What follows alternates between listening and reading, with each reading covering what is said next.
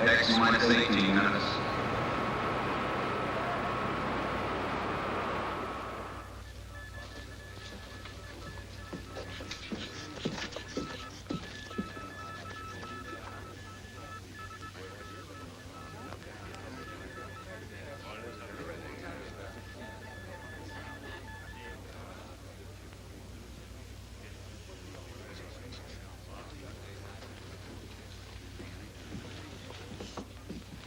Blood pressure slightly high. Nothing to be alarmed about, though. Quite understandable under the circumstance. The weaker sex. The only one whose blood pressure is normal. X minus 17 minutes. We're due in the assembly hall in another minute. Shall we go? Good luck. Thank you, Doctor, and good night.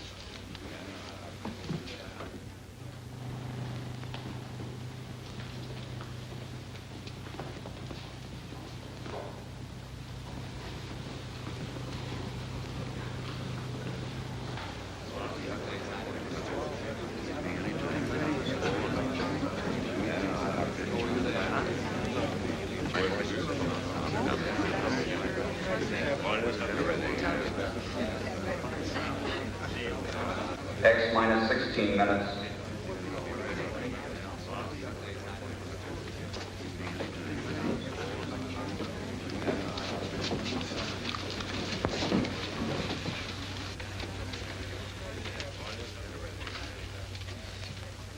Ladies and gentlemen, every news service and newspaper is represented here tonight.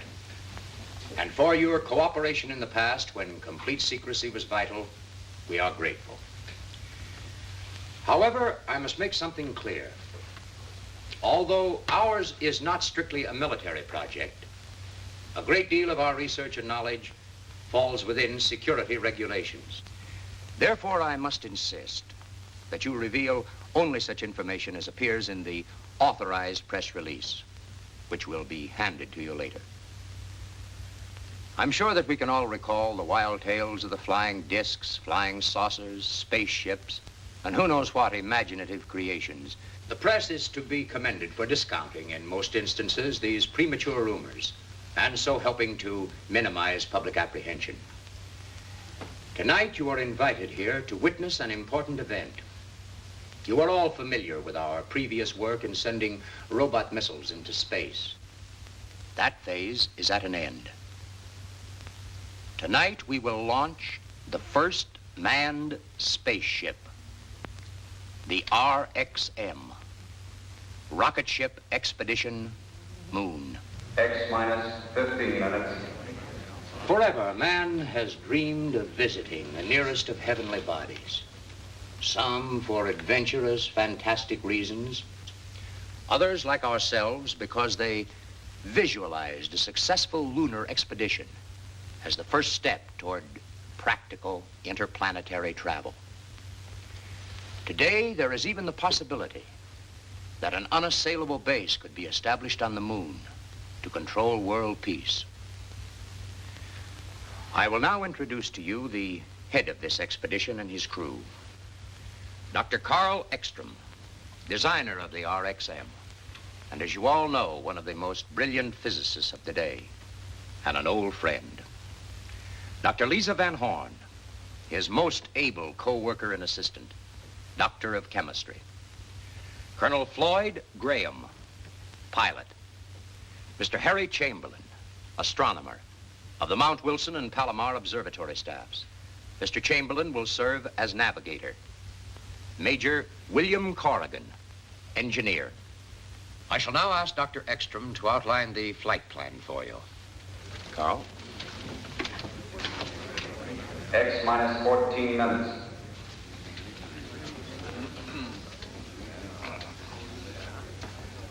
The distance between the Earth and the Moon at its closest proximity is 238,000 miles. We expect to cover this distance in approximately 48 hours. The first phase of our flight will be the ascent to an altitude of 300 miles. From the start, until we reach the ionosphere, the flight will be automatic pilot. After we have climbed through the atmosphere, we will turn the rocket into a parallel course with the surface of the Earth. In flying parallel with the Earth's surface, we receive added boost from its rotation. X minus 13 minutes. The RXM is what is known as a multi-stage or step rocket. Upon reaching escape velocity, the tail section, which has housed the fuel to attain this speed, will be jettisoned. The nose section, which is a complete rocket containing enough fuel for the entire trip and also containing our cabin, overcomes the gravitational pull of the Earth and heads in the direction of the moon. After we have passed the equilibrium point where the Earth and the moon's gravities are in balance, we will reduce power to a minimum. The moon's attraction will carry us the rest of the way. Finally, we will reverse the rocket, utilizing the thrust of its motors to make our landing. A few more details which might interest you. The cabin is pressurized and gyro-controlled, keeping us in a level position at all times. We carry radar for navigation, shortwave for communication, and most important, more than twice the amount of fuel we expect to use to keep well within the margin of safety. X minus 12 minutes. We still have a few moments, ladies and gentlemen, for questions, if any of you care to put them.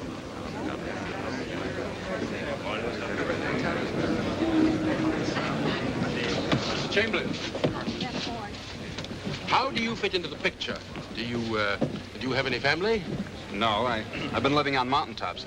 I'm afraid it's too lonely for such opportunities. Have you ever done any flying? Only as a passenger. But you're the navigator. But you must realize that intersolar flight requires far more exact and precise navigation than any earthbound voyage. Of course, that's incidental. It is? Yes. You see, as an astronomer, I can appreciate the perfect observation conditions on a body without atmosphere, such as our moon. Do you realize that within 1 Well, hour... I've got about 800 head grazing down there. I bought my ranch with the flight pay I saved up during the war. How does your wife feel about you going? Well, she's a Texan, too, and, well, she knows that when a Texas man makes up his mind to do something, that's it. Period. Say, I wish you fellas could have seen her face, so when I walked in and told her, in the strictest confidence, of course, honey, I'm going to the moon. What did she say? Well, she looked at me for a second and then said, what for? They ain't got nothing there that we don't have more of right here in Texas. We've already made the trip 100 times. What? In the training room. Yeah, I've done more flying this last month than I've done over 100 missions. And believe me, this is the hottest crew I've ever worked with, especially in the brains department. Yeah, very attractive, too. Yeah, I agree.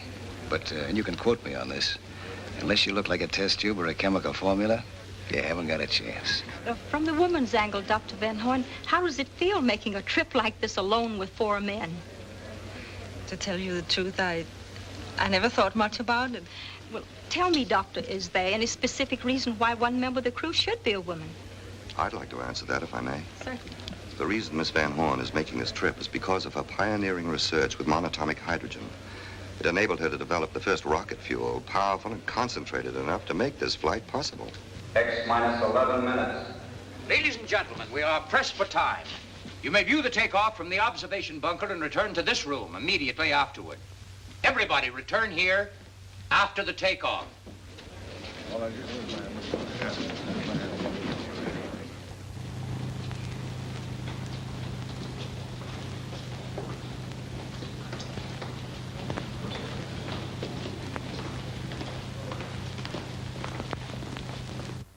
X minus 7 minutes. Gyro control and compass okay. Battery's all up, autopilot's okay, everything's in order. Let's go. I've checked these calculations many times. They're perfectly correct. Oh, yes, all commercial flights have been detoured 100 miles south. Thank you. Well, I can't think of anything we've overlooked. All we need now is a little luck. It doesn't seem real that the moment finally has arrived after all these years. Has been a long time. A long time for 2 men to work together. You remember when we started, what they called us? Young crackpots. Yes, and what are we now? Maybe just crackpots. The only regret I have is that I must stay behind. Your job is no less important, Robert. I know, but still... X minus 6 minutes. Carl, good luck. Good luck, everybody.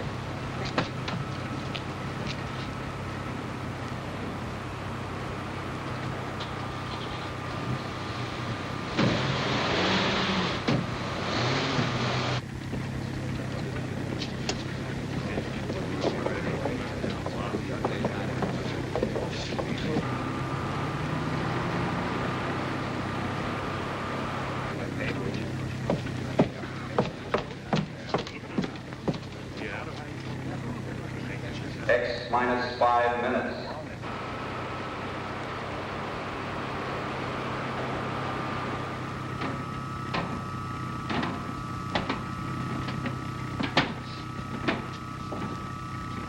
Better take one more look.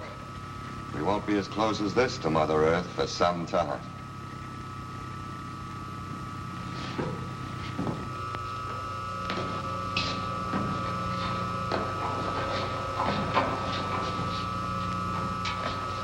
We'll give the motors a final once over.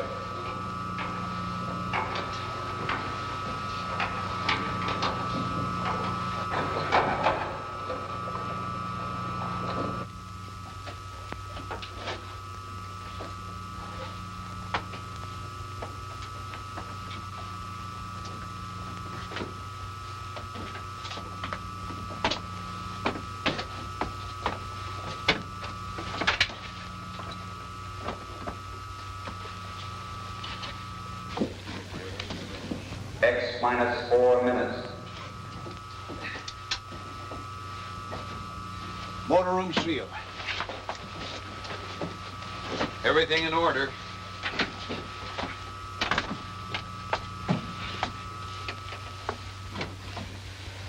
X minus 3 minutes. No change in flight plans discussed. First 7 minutes of flight, controlled by automatic pilot. Pilot's ready. 7 minutes, straight ascent. Straight ascent from starting point. Starting thrust using all tail assembly engines, 2,300 tons. Right. Fuel mixture? Hydrogen and oxygen plus A12. After 120 seconds, hydrogen and oxygen plus A14. After 340 seconds, hydrogen plus A16. After 560 seconds, A16. Right. Any questions? X minus 2 minutes. Good luck.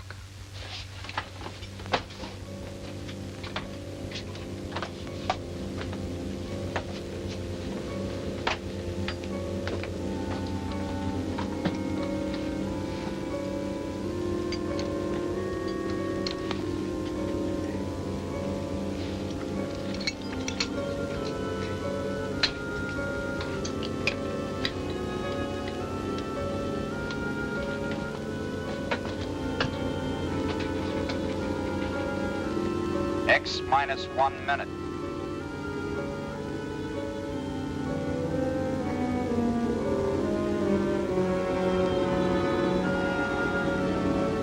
X minus 50 seconds. X minus 40 seconds. X minus 30 seconds. X minus 20 seconds. X minus 10 seconds. X minus 5 seconds.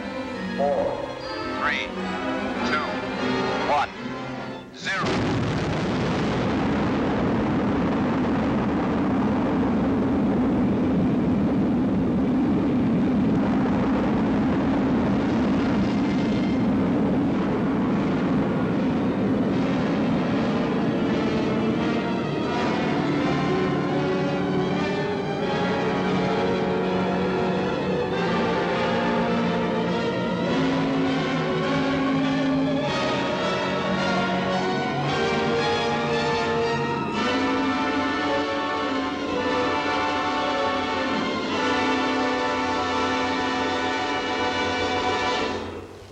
Now, if you'll follow me, we'll attempt to establish radio contact with the ship.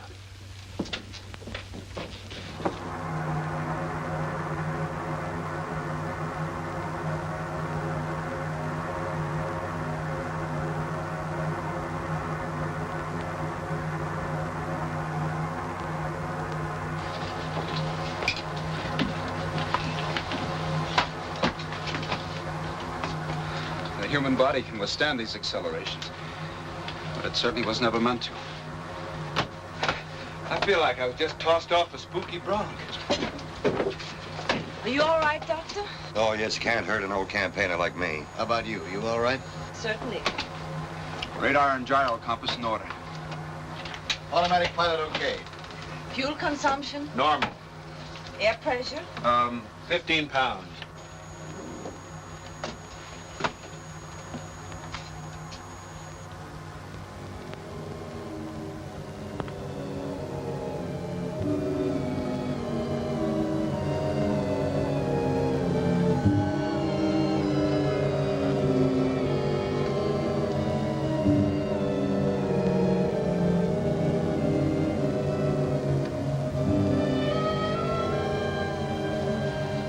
Harry.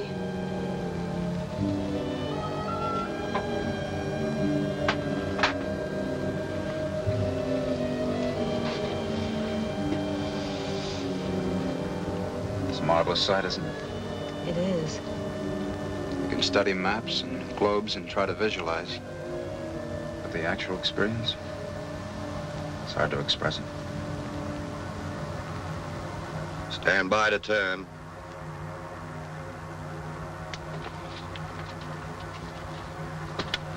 Stand by. 4, 3, 2, turn.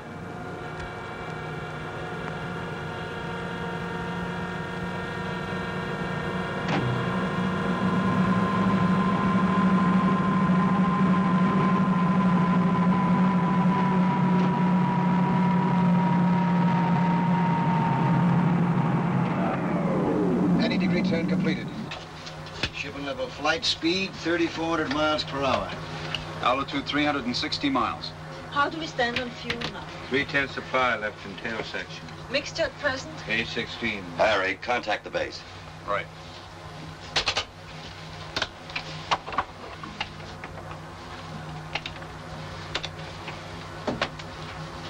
RXM, calling BWS.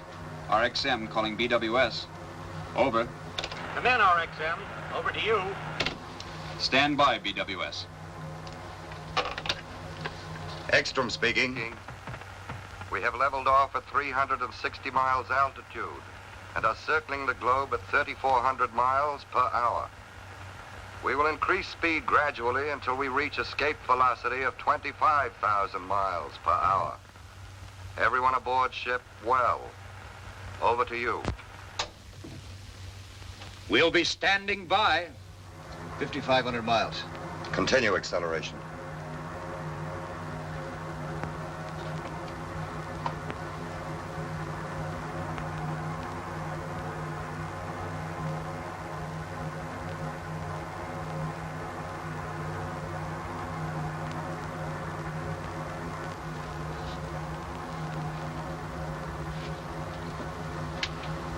Hey, what happened to the rest of the night? I'm afraid we ran right out of it. If it's darkness you want, wait till we enter outer space, the realm of perpetual night. 6,000. 6,200 miles per hour.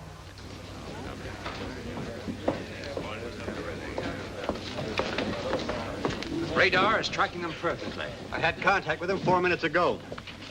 Altitude 1,600 miles, speed 21,000 miles per hour, constantly increasing. They are about to reach escape velocity. 22,000. Bill, check the pressurizing system and oxygen. Right. Boy, this kind of weather makes me feel right at home. It's like a nice, cool night in East Texas. 24,000. Take a reading the moment we attain escape velocity. Yes. Stand by. 25,000. Prepare to jettison tail section. Start the front assembly motors. Only 40 seconds supply of fuel left. Hold on tight, everybody. You ready? Ready. Go. Reduce power.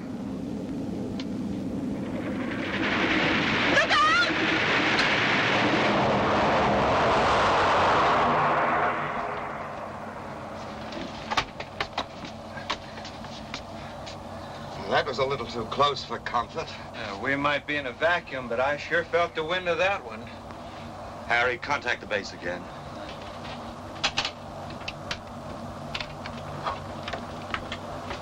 RXM calling BWS. Over. Come in, RXM. Over to you. Stand by, BWS. We're on our way. We have jettisoned tail section and are now reducing power and speed according to plan until we come within the attraction of the moon.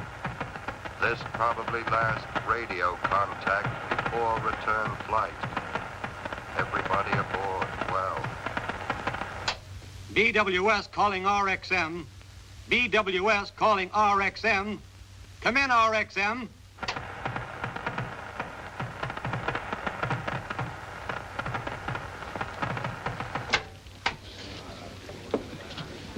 Ladies and gentlemen, we had hoped by having the entire press represented here tonight to eliminate any possible hearsay, rumor, or speculation from your reports.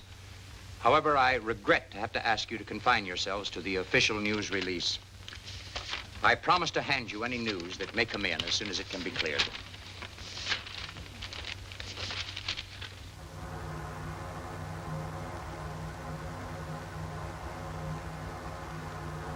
Don't think I like all this dark. Well, it might be all right for sleeping, but for a steady diet, I used to hate the daylight because I couldn't work. But up here in this eternal night, it's a different feeling. Fella can get used to anything, I guess, if he has to. And I remember when I was first assigned to jets. I said to the colonel, Colonel, I joined this man's Air Force to fly an airplane, but nobody's going to hitch me to no Roman candle. Now I'm sitting right inside of one. Boy, oh boy. Ain't she pretty?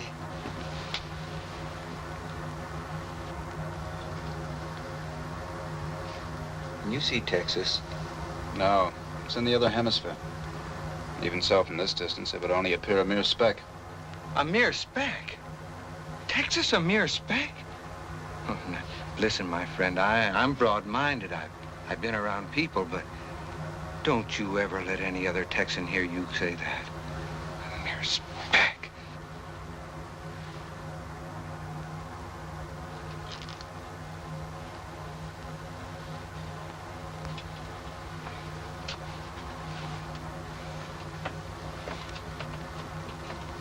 It's the funniest sensation. I feel like I'm walking in a cloud. No effort at all. We're getting deeper in interplanetary space. Gravity. Look, we got a stowaway aboard. Hey, whoa. I need you. Don't you think it's amusing? There's nothing funny about that. Simply the lack of gravity. Oh, of course, Dr. Van Horn. Better make sure our equipment's fastened down.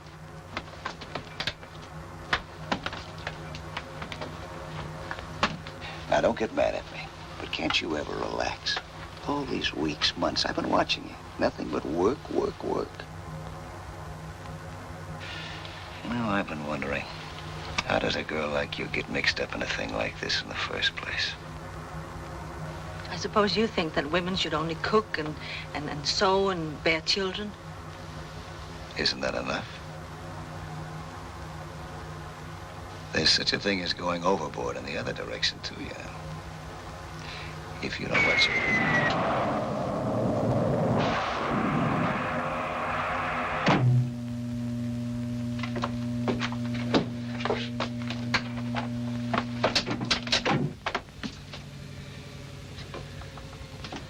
I'll check the engines. Bill, pressurize the motor room first.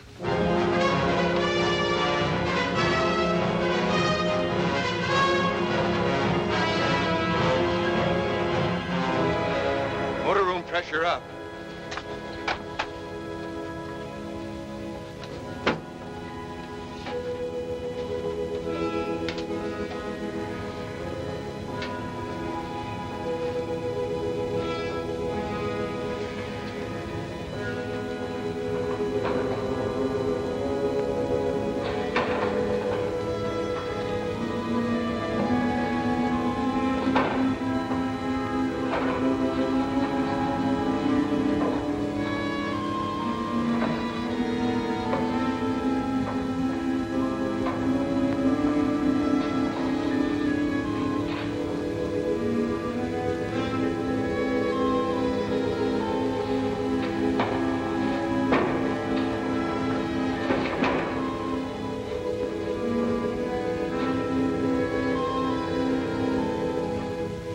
still drifting.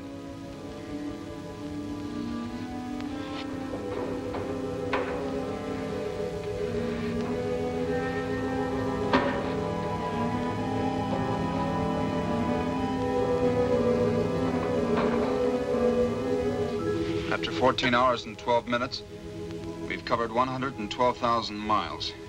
We'll come within the gravitational attraction of the moon. That's not important right now. Without power, we're helplessly suspended in space. Even if we were already within the gravitational reach, we'd still be unable to make a landing. We need power to land. Checked and double-checked all connections. Primers, fuel injectors. Can't find a thing wrong. And it must be the fuel mixture.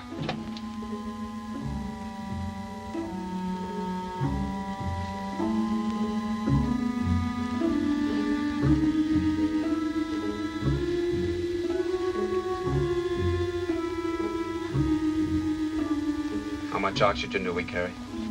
Don't worry. We have plenty left for the trip. For the trip as planned, you mean?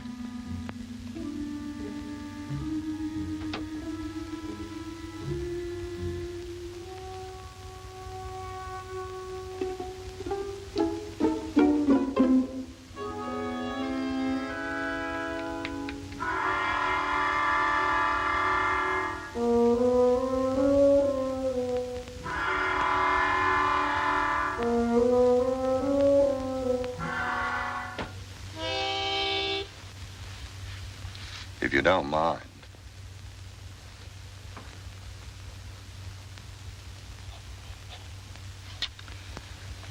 At differential 6 over m to the 30th power, the halfway check result is 262,000 to 341,000, both using tangent E, correct? That isn't the result I have. It must be the same. There's an error there. I've made no error, Dr. Ekstrom. I have to say that you made an error and discard your figures. I'm sorry. Don't be. Surely you're not going to let emotion enter into this. Certainly not. We'll continue computing using my results as a basis. Yes, Doctor. Except that I feel very strongly I should say that we should try both. We can't. To complete either calculation would take 6 to 8 hours. We can't afford the time. It's either one or the other, Dr. Van Horn. But it doesn't have to be. You can't be arbitrary about imposing your will when these people's lives are at stake. Don't you realize that? You speak as calmly as if you were saying pass the salt. Aren't you human? Are you made of ice? I'm sorry. I apologize. For what? For momentarily being a woman? It's completely understandable, Miss Van Horn. Now, shall we go ahead? Yes, Doctor. Tangent L9. Tangent L9.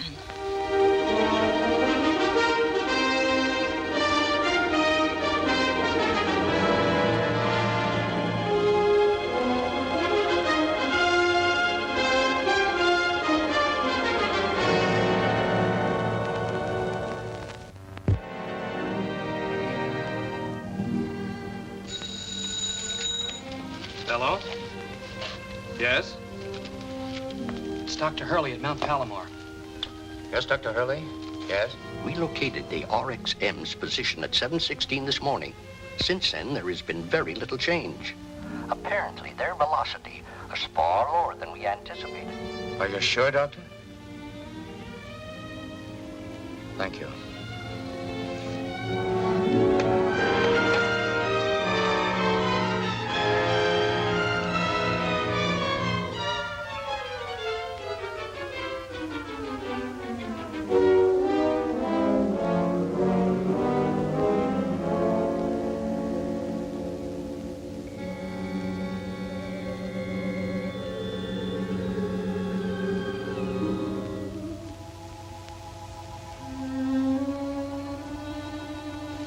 Wind that blows between the worlds. It cut him like a knife.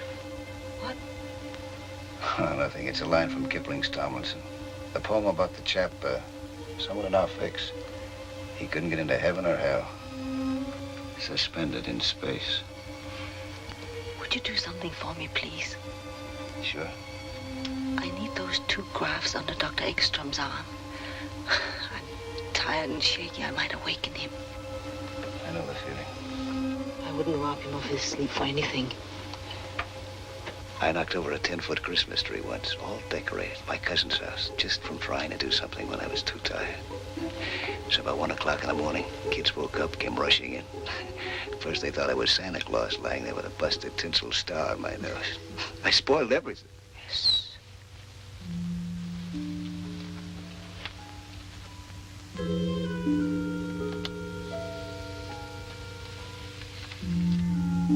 Thanks. It's no trouble.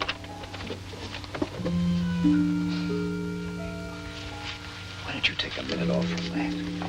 You're worn out. I can't. You'll think clearer if you do.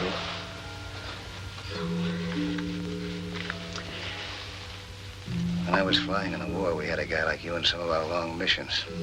Too bad. Too bad? Blew his top. We had to put him in Section 8.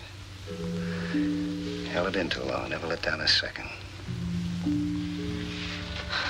You're right. I'm not even thinking straight anymore. Numbers buzz in my head like wasps. I ought to think of something different. How about that?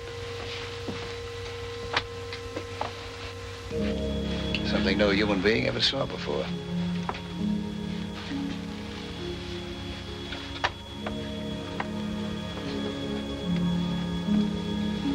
You know, it's funny. One never thinks of the Earth that way. As a dying planet with nothing to give out but reflected light. A mere moon. Hey, don't speak so disrespectfully of the moon. Mere moon. I've done some of my best work by moonlight. Found its light very effective. For navigation? For any purpose. Don't underrate it. Moonlight's potent. You're speaking of its effect on men and women? On women. I don't need this stuff myself. Oh, you're immune. No, just don't need it. But did you ever park in an open convertible on the cliffs overlooking the Pacific on a warm summer night when a big moon hung up there like a lantern? The blue light from it walking across the water. Radio playing a nice tune. Waves whooshing on the beach. No, perhaps unfortunately, I never had the time nor the thought to do anything much beyond my profession. Now, don't tell me that you never looked at that old moon except for astronomical reasons. You're right. I have. In Rome once, and in Switzerland, at Lake Lugano. What a nice stroll. Stroll? Yes. Yes, we walked slowly around the edge of the lake for 2 hours. And never stopped? No. Well, everybody to his own taste. It was lovely there. The water black like cold coffee. The moonlight like flecks of ice cream floating on it. The music from the hotel ballroom. Oh, but that was so long ago. Another world. Fine scientist I am. What? Daydreaming. It's good for you once in a while. I suppose it is, but not now. I still say it. Say what? That moonlight's effective stuff. You're quite right.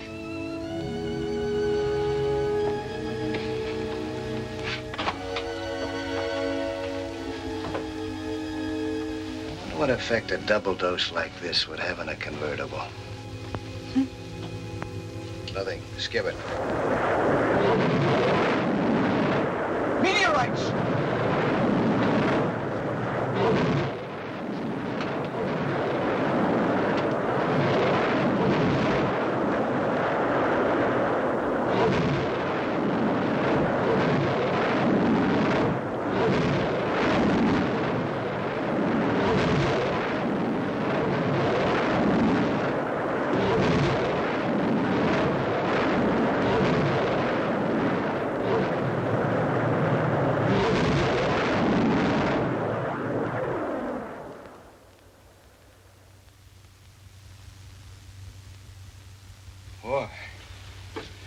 I've been through some pretty heavy flak in my day, but that's the worst I've ever had thrown at me.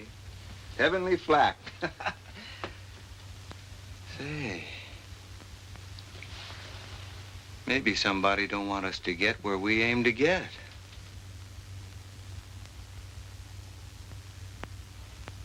Oh, cheer up, Harry. After what we've been through, we'll get there, all right? Maybe it'd have been better if one of them had struck the ship. At least have been sudden. Quick.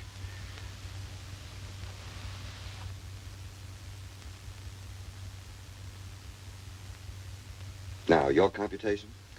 We have to add 12% O3 to A16. Right. 12% O3 to A16. This means we'll have to rearrange some of the fuel tanks and all the connections. I will replace these H tanks with these. The motor room's pressurized. Think you can manage a half-ton tank? Oh, sure. Down on my ranch, I used to throw a little old 1,000-pound steer over my shoulder every morning. Sure that wasn't a little old bull you were throwing.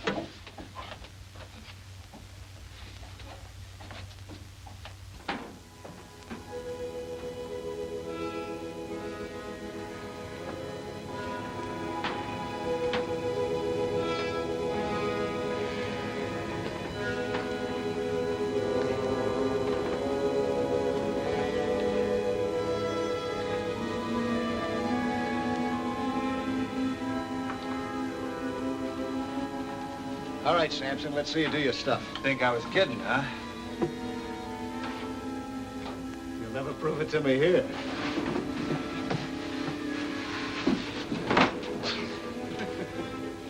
Doctor, can we be quite sure these proportions are safe? We never proved them by experiment. The mathematical theory is beyond question. O3, though. Sometimes it behaves unpredictably. Woman's intuition again? $12%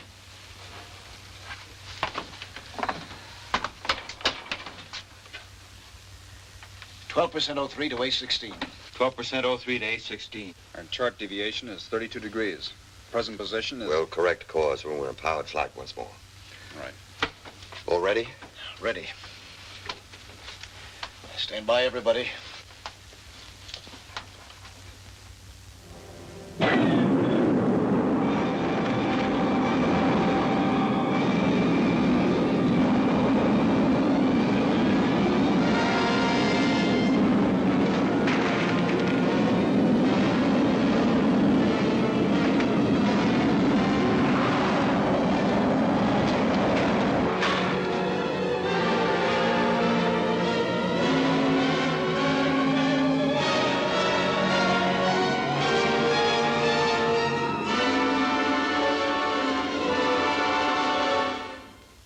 Repeat that again, Dr. Hurley. Are you certain? Yes. Yes, I see. Thank you.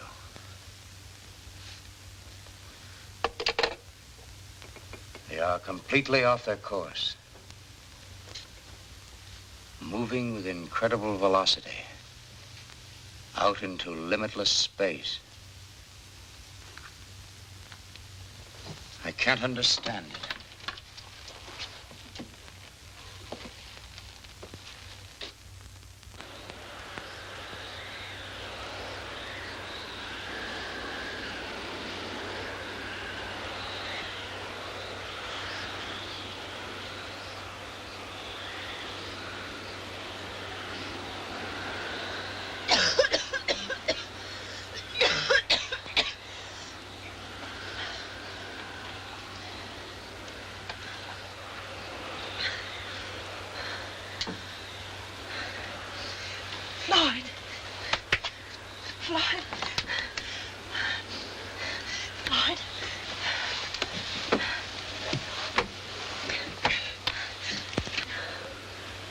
You all right? Yeah, I'm all right. Harry. We're not getting enough oxygen. No. Bill.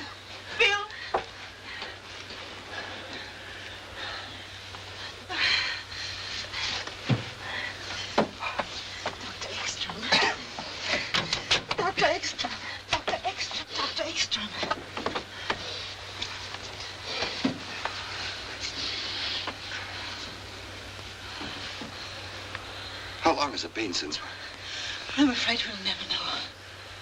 How are the others? I think everybody's going to be all right. It must have been days. Fortunately, the engines were turned off. When? I must have turned the levers off when I blacked out. But at what speed? You know the consequences of a body moving with unchecked velocity in free space. Infinite motion. So we made a little detour. Now we're going to double back to that last road sign. Come on, let's go to work. Try to determine our present velocity if possible. It can't be. The instruments must have gone crazy.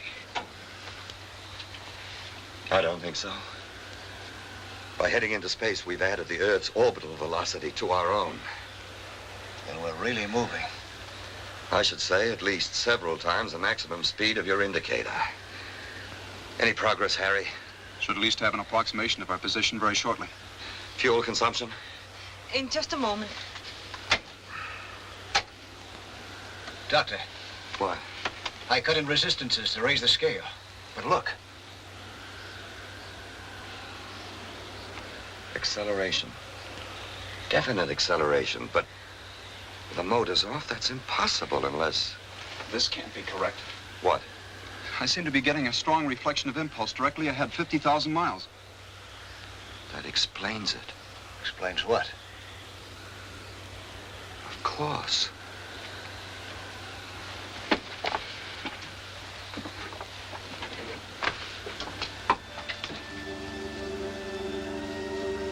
Unbelievable. It couldn't be mere chance.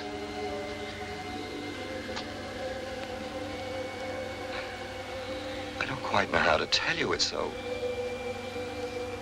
If I could have even dreamed that an incredible set of circumstances, each precisely and exactly timed, would carry us unerringly through space to our most congenial planetary neighbor, Mars, I would...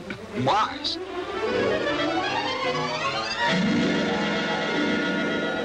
It's utterly unbelievable. No doubt whatsoever. Unmistakable. Mars? What do you know? What does it mean, Doctor? It means there are times when a mere scientist has gone as far as he can. When he must pause and observe respectfully while something infinitely greater assumes control. I believe this is one of those times. We shall go on, of course. Our overall fuel consumption was 42%. a Martian landing. Approaching a planet with atmosphere is far easier than the lunar maneuver. Certainly we shall go on. We should be betraying an unprecedented opportunity to do otherwise. Then I'd suggest there's a couple of little things we might do. This ship isn't going to land itself, you know. Mars. I'll be darned. We must first compute the correct thrust and fuel mixture to comply with anticipated conditions. Escape velocity, 12,500 miles an hour. Oxygen at surface level, 15%. Prepare to change the parallel course at distance 1,500 miles. Right. I've located them. Located what? The Earth and Moon. Well, where are they? Here, take a look.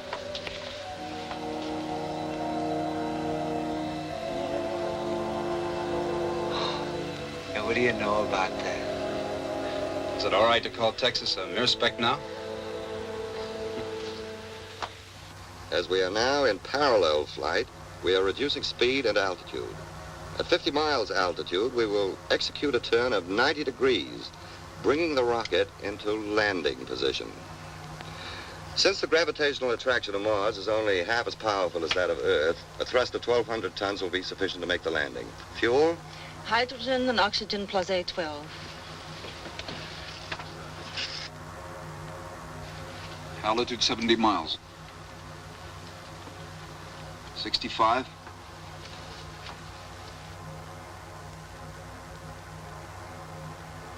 60. 55 miles. Stand by to turn. 50. Turn.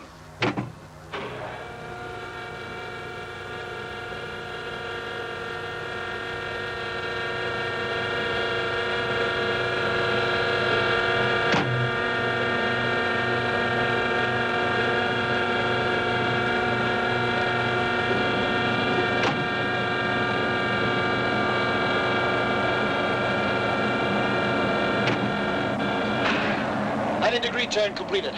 Reduce power.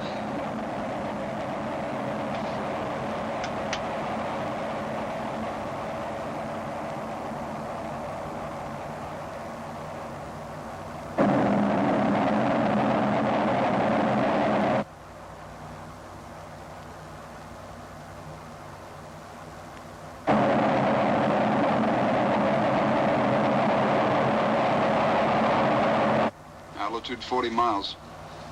38 miles. I only hope the light holds out. It's getting dark down below.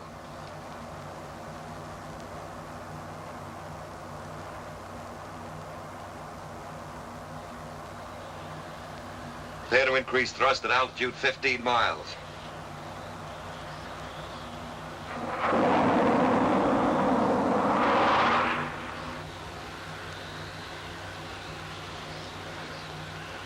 It's getting darker rapidly. But as far as I can make out, the terrain is suitable for landing. Altitude 6 miles. 5 miles. 20,000 feet. 18,000. Thrust at present, 1,250 tons. Stand by to increase power. 15,000. 12,000. 10,000. 8,000. 7,000. 6,000. We're losing altitude too fast. Increase thrust to 3,000 tons. 4,000 feet. 3,000. 2,000 feet. Reduce thrust slowly to 1,250 tons. 1,000. 500.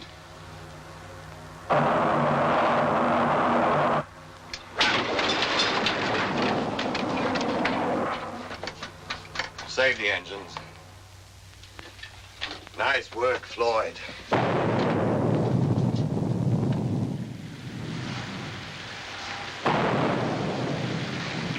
Mars extending us a welcome. Now we're prepared to disembark first thing in the morning.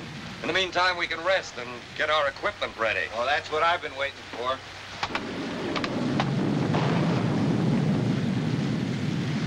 Yeah, I've been itching to get into one of these things. Sorry to disappoint you, Bill. We have atmosphere here. We won't need pressure suits. Which works greatly in our favor, too. We can accomplish so much more unencumbered.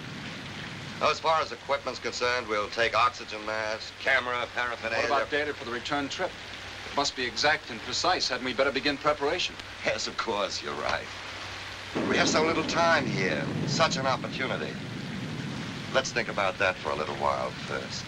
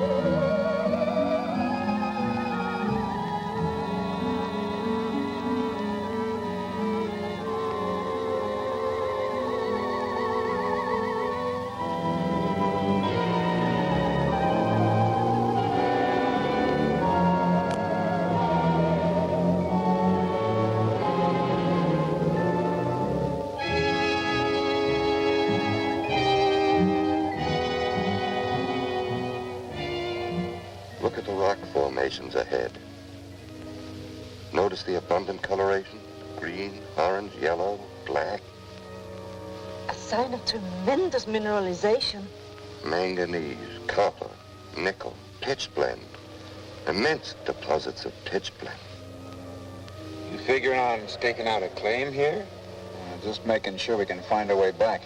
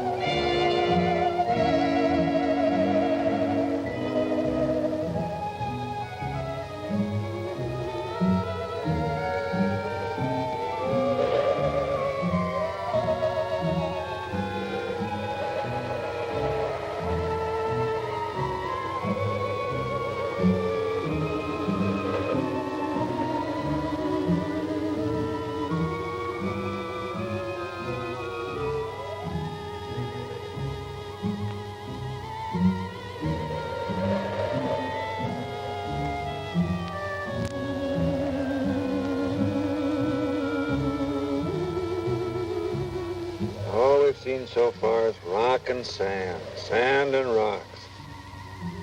I wonder when we're going to run across some of these Martians. You know, for what I read, they've got pale faces and pinheads and fishy eyes. Shall we go?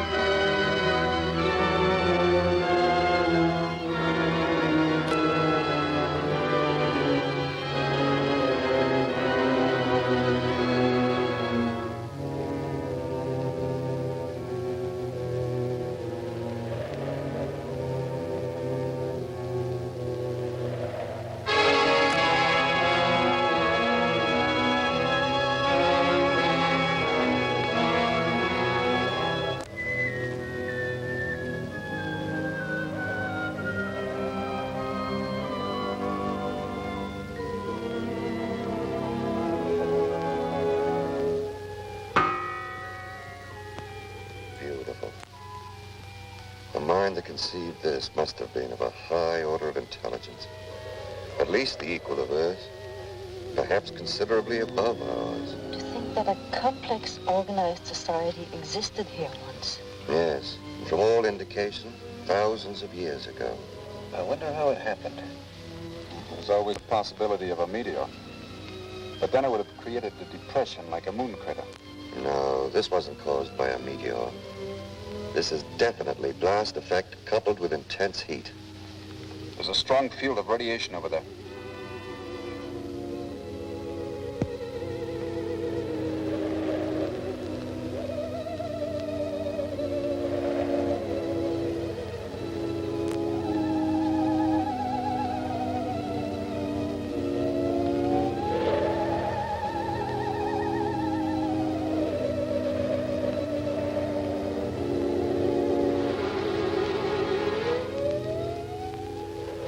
You'd better stop. The radioactivity is at the danger level.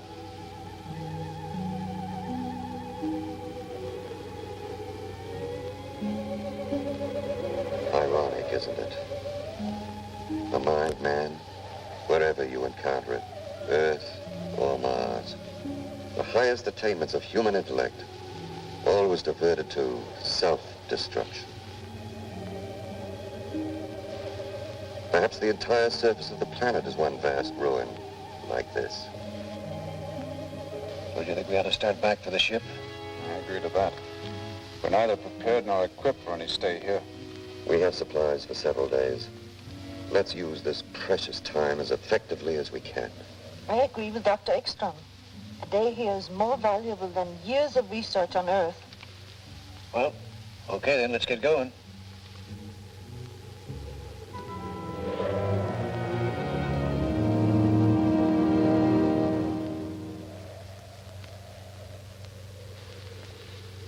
What a lesson here for our world.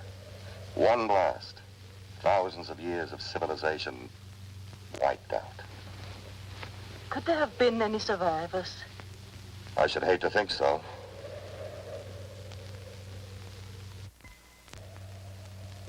We still don't know all the genetic effects of radiation, but that it will produce mutations, malformities, disfigurements, blindness, that much we're sure of from research. A blast like this, I should hate to think that any survived. Why don't you try to get some rest? If I ever get back to Texas, I'll know better than to leave again. Yes, sir.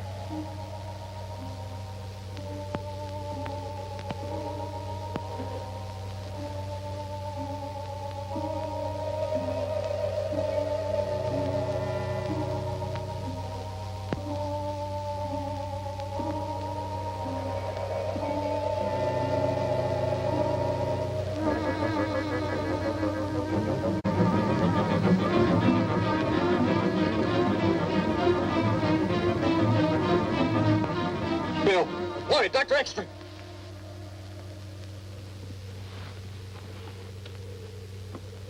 There were men out there. Look, you gotta believe me. It wasn't a nightmare. I haven't slept at all. I tell you, I saw them. Where? Right out there. And when I yelled, they disappeared. All right, let's go see.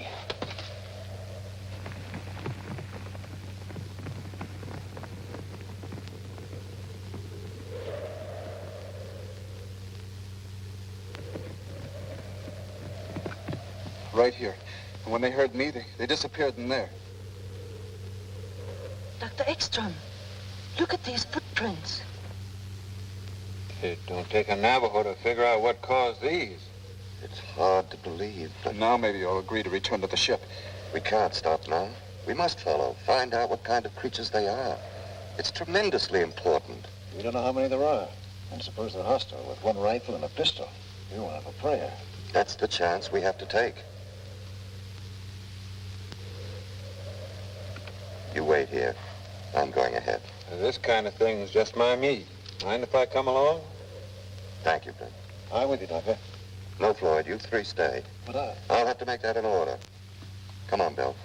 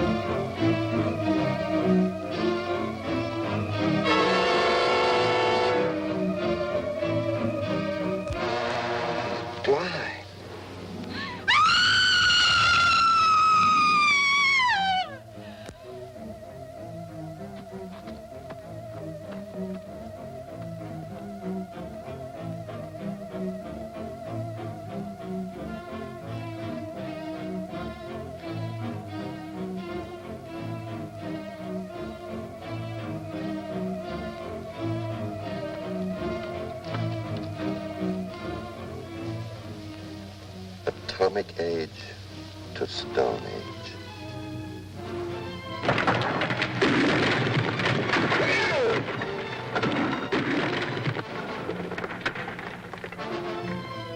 Bill!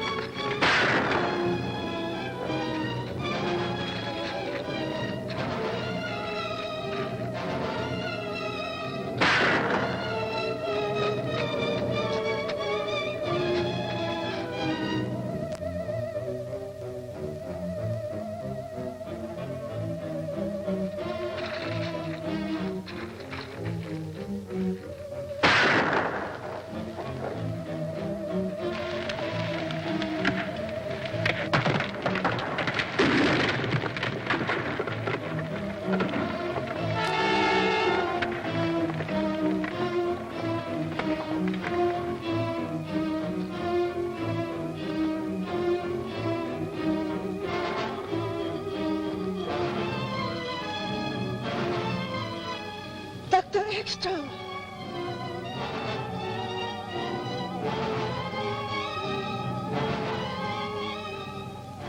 Where's Bill?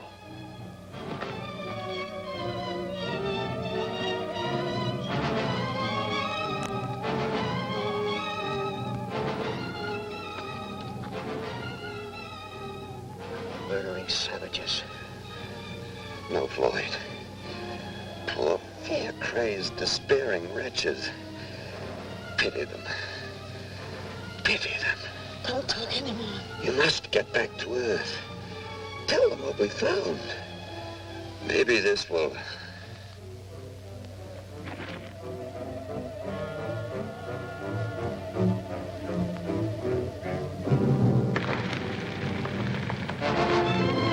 Look out!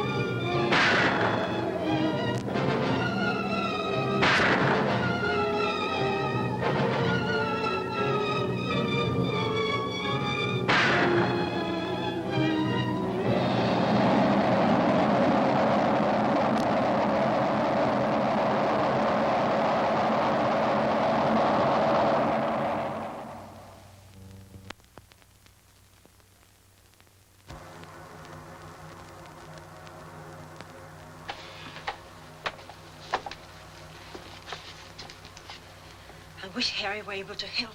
It's impossible to get a precise result without radar. You've done a wonderful job. We should have fuel enough for a landing. When will we feel the Earth's gravity? As soon as there's an increase in speed. According to elapsed time and velocity chart, almost any minute now. But without a check from Harry, it's... I know we're in a tight spot, but we'll manage somehow.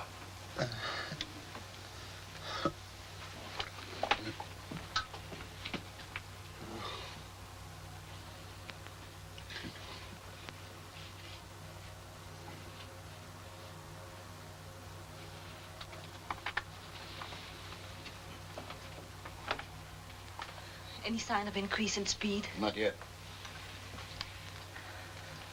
You know, you're a pretty swell girl, Lisa. Girl? I'm not Dr. Van Horn anymore? No, just Lisa.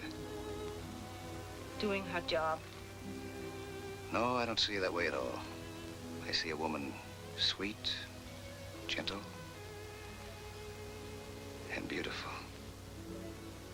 I'm not the same? Somehow, no. But I am, you know. The same, I mean. Well, maybe I've changed then, but I feel that I've never known you before. Will you, do something for me, please? Sure, what? Say my name. Lisa. RXM calling BWS. RXM calling BWS. Come in, BWS. Over. Come in, BWS. Can't contact them. They won't answer. They won't ever answer. Of course they will. Speed's increasing. We're gonna make it. Shut off the fuel.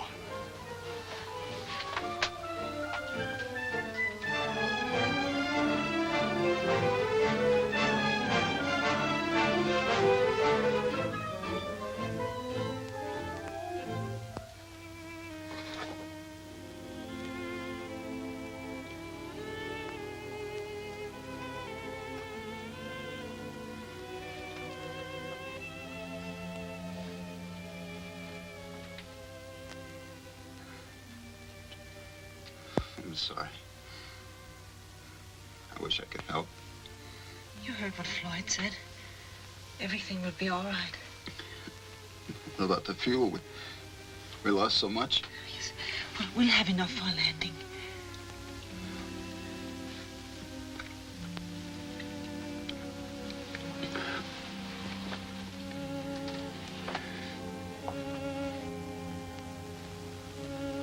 How are we doing?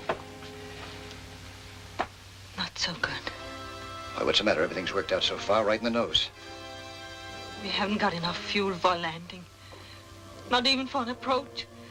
But the motors were functioning perfectly before I shut them off. And 1/10 capacity. I'm sorry, it's all my fault. Maybe it's only the instruments.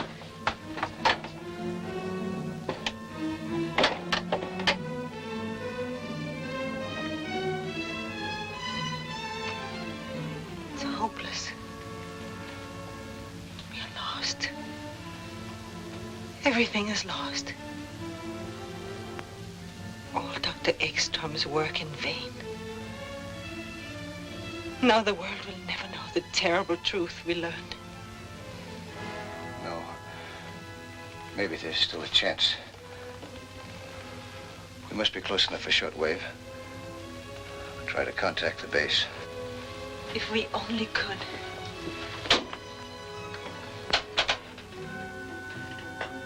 We must report everything. Tell them as much as we can. What we saw. The mistakes that we made. RXM calling BWS. RXM calling BWS. Dr. Fleming. Yes? The radio control room just called. They've contacted the RXM.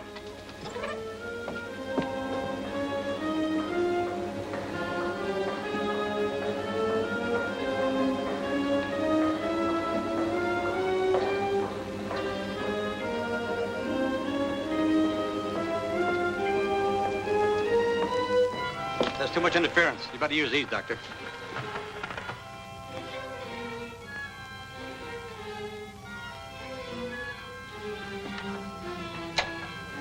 BWS. Fleming speaking. Calling RXM. Come in, RXM.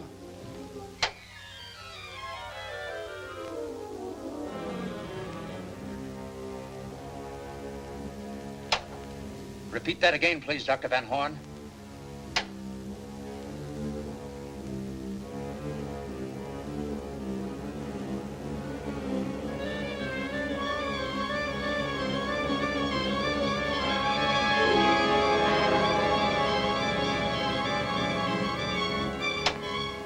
What about Dr. Ekstrom?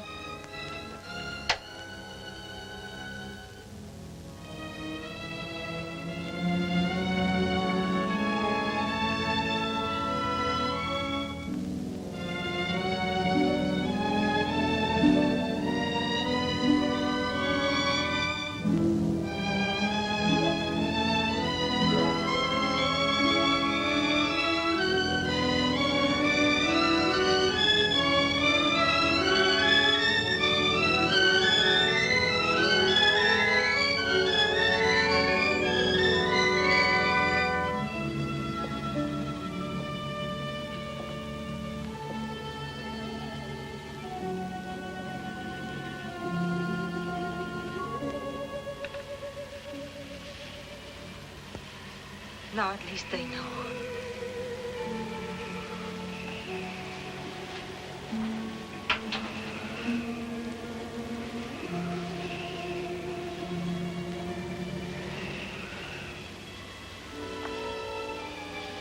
Floyd, hold me. Hold me tight. I wish I knew some words that would help. I'm sorry that we haven't had any time. That we didn't meet or know each other the way we do now sooner. Time isn't so important. Oh, yes, yes, it is. Don't. We can say that time is behind us, that we've had years together. Yes. I can tell you about 1,000 wonderful hours we've spent together, because I feel we would have, inevitably. And there's not that much difference between the future and the past. Not if you feel this way about it, no.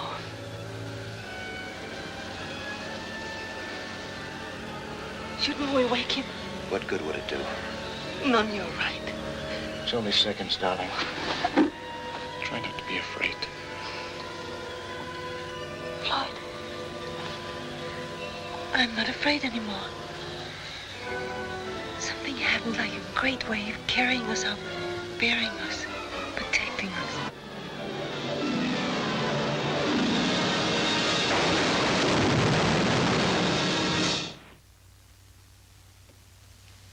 Dr. Fleming? Yes? The men from the news syndicates are still waiting. All right, let them come in.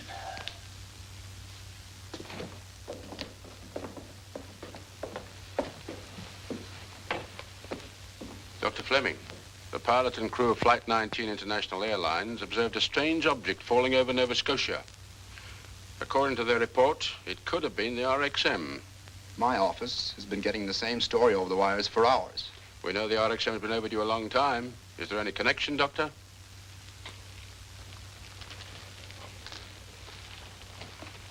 As yet, there has been no confirmation, but yes, I believe there is a connection. Then they all perished in the crash. No, 2 were lost earlier. But the flight must be considered a failure. Failure? Every point of our rocket theory has been established. It has proven that interspace travel is not only possible, but practicable. And it has supplied us with information which may well mean the salvation of our own world. No, gentlemen, the flight of the RXM was not a failure. Tomorrow we start construction of RXM-2.